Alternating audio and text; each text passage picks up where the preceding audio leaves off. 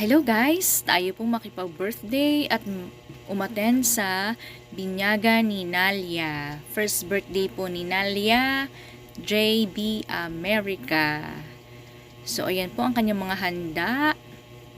Meron po siyang kaldereta, may fried chicken. Ayan, malutong-lutong na fried chicken.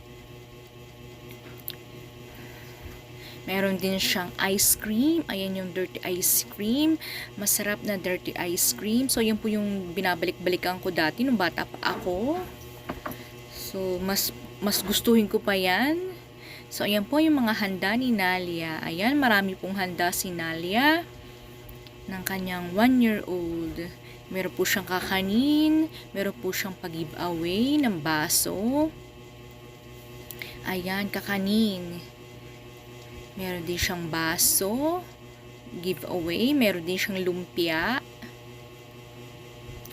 Meron din siyang gulaman. Ayan, masarap na gulaman. Meron din siyang menudo, kaldereta.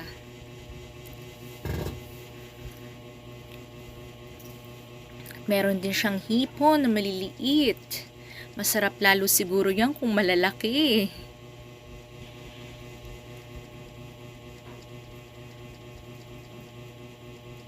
At ang fried chicken na napakalutong. Meron din siyang buko salad at macaroni salad. Meron din siyang hotdog para sa mga bata. Ito naman yung crispy pata para pulutan. At syempre hindi mawawala ang spaghetti. Meron din siyang chocolate para sa mga bata. Ayun ang gustuhin ng mga bata. Hindi pa lang nagsisimula ay kainan ng mga bata. Ayan. Lalo na si Nero, ang napakakulit, ay nauuna.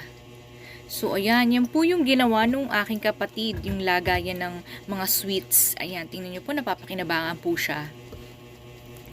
Diba? So, ayan po ang kanyang cake. First birthday at christening ni Nalia. So, ayan ang cake. Hindi din po mawawala syempre dyan ang pansit. Kasi yan po yung isa sa number 1 na handa, ang pansit, pampahaba ng buhay. So, ayan ang handa po ni Nalia ng birthday niya. At syempre, hindi mawawala din ang mga lobo, ang mga tarpaulin, ang sabit-sabit sa mga bata. Ayan, pasabit. At syempre, ang palayok, hindi rin po mawawala. Okay guys, thank you for watching. Abangan po natin part 2.